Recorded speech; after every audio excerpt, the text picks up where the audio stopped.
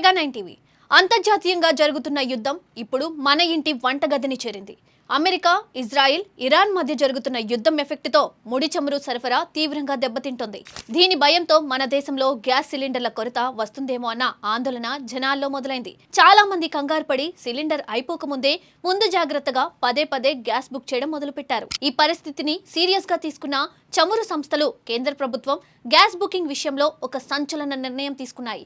ఇకపై మీరు ఒక సిలిండర్ బుక్ చేసిన తర్వాత మళ్ళీ బుక్ చేయాలంటే ఖచ్చితంగా 25 రోజులు వెయిట్ చేయాల్సిందే. అసలు ఈ కొత్త రూల్ ఎందుకు తీసుకొచ్చారు? నిజంగానే దేశంలో గ్యాస్ కొరత రాబోతుందా?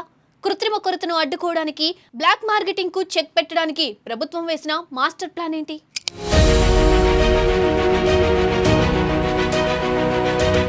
ఒకప్పుడు గ్యాస్ సిలిండర్ బుక్ చేస్తే నెలల తరబడి వెయిట్ చేయాల్సి వచ్చేది. కానీ ఇప్పుడు ఫోన్లో ఒక్క క్లిక్ చేస్తే ఇంటికి గ్యాస్ వస్తుంది. అయితే అంతర్జాతీయంగా మిడిల్ ఈస్ట్ లో జరుగుతున్న యుద్ధ పరిస్థితుల వల్ల గ్లోబల్ ఎనర్జీ మార్కెట్ షేక్ అవుతుంది. మన దేశానికి అవసరమైన ఎల్పీజీ గ్యాస్ లో చాలా శాతం ఇతర దేశాల నుండే దిగుమతి చేసుకుంటాం. అయితే యుద్ధం వల్ల సప్లై ఆగిపోతుందేమో అన్న భయంతో చాలా మంది వినియోగదారులు అనవసరంగా ముందుగానే సిలిండర్లను బుక్ చేసి ఇంట్లో స్టాక్ పెట్టుకోవడం ప్రారంభించారు. దీన్ని అడ్డుకోవడానికి చమురు సంస్థలు గ్యాస్ బుకింగ్ నిబంధనలను కఠినతరం చేశాయి. గత వారం వరకు 21 రోజులు ఉన్న లాక్ ఇన్ పీరియడ్ ను ఇప్పుడు ఏకంగా 25 రోజులు పెంచారు. అంటే ఒకసారి మీకు సిలిండర్ డెలివరీ అయిన తర్వాత మళ్ళీ 25 రోజుల దాకా తదుపరి బుకింగ్ తీసుకోరు.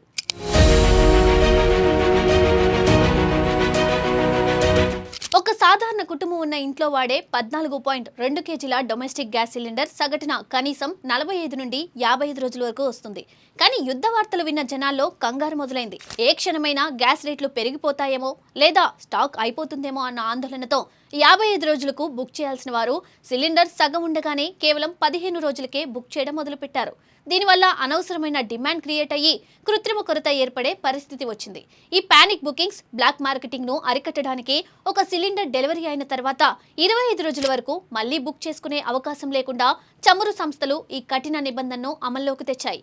ఈ రూల్ వల్ల ఎవరూ అనవసరంగా సిలిండర్లను దాచిపెట్టుకోలేరు. చమురు సంస్థలు అకస్మాత్తుగా ఈ నిబంధన తీసుకురావడానికి అసలు కారణం మిడిల్ ఈస్ట్ సంక్షోభమే. మన దేశానికి అవసరమైన ముడి చమురు ఎల్పీజీలో 60% పైగా గల్ఫ్ దేశాల నుండే వస్తుంది. ముఖ్యంగా ఈ రవాణా అంతా హార్ముజ్ జలసంధి గుండా జరుగుతుంది. ప్రస్తుతం అమెరికా, ఇజ్రాయిల్, ఇరాన్ల మధ్య దాడుల వల్ల ఆ సముద్ర మార్గంలో రవాణా స్తంభించిపోయింది. దీనివల్ల గ్లోబల్ సప్లై చైన్ దెబ్బతింటుందనే వార్తలు వచ్చాయి.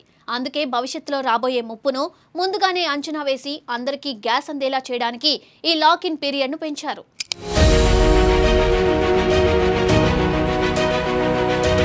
బుకింగ్ రూల్స్ మార్చడమే కాకుండా ధరల విషయంలో కూడా సామాన్యులకు కోలుకోలేని దెబ్బ తగిలింది. అంతర్జాతీయంగా క్రూడ్ ఆయిల్ ధరలు మండిపోతూ ఉండడంతో దేశీయ గ్యాస్ సిలిండర్ ధరపై 60 రూపాయలు వడ్డింపు జరిగింది. అటు కమర్షియల్ సిలిండర్ ధర కూడా 115 రూపాయలకు పైగా పెరిగింది. కొత్త రూల్స్ ప్రకారం ఒక కనెక్షన్ పై ఏడాదిలో గరిష్టంగా 15 సిలిండర్లను మాత్రమే తీసుకునే వెసులుబాటు ఉంది. ఇందులో 12 సబ్సిడీ సిలిండర్లు కాగా మిగిలిన 3 నాన్ సబ్సిడీ కింద మార్కెట్ ధరకు కొనుగోలు చేయాలి. బుకింగ్ రూల్స్ మారాయి అనగానే దేశంలో గ్యాస్ కొరత ఉందేమో అని జనాలు భయపడుతున్నారు. కానీ ఇందులో ఎలాంటి వాస్తవం లేదు. ప్రజలు ఎవరూ ఆందోళన చెందాల్సిన అవసరం లేదని ప్రభుత్వ వర్గాలు స్పష్టం చేశాయి. పశ్చిమాసియాలో క్రైసిస్ ఉన్నప్పటికీ మన దేశం అమెరికా, కెనడా, అల్జీరియా లాంటి ప్రత్యామ్నాయ దేశాల నుండి ఎల్పీజీ దిగుమతులను వేగవంతం చేసింది. కస్టమర్లకు ఇబ్బంది లేకుండా బుక్ చేసిన 24 గంటల్లోనే సిలిండర్ డెలివరీ చేసేలా ఏజెన్సీలకు కఠిన ఆదేశాలు జారీ చేశారు. అంతేకాదు సప్లైలో ఎలాంటి అంతరాయం లేకుండా ఉండేందుకు పండుగ దినాలు, ఆదివారాల్లో కూడా గ్యాస్ బాట్లింగ్ ప్లాంట్లు పనిచేసేలా చర్యలు తీసుకుంటున్నారు. ఈ కొత్త నిబంధనలు ఈకేవైసీ అప్డేట్ చేసుకున్న వినియోగదారులందరికీ వర్తిస్తాయి.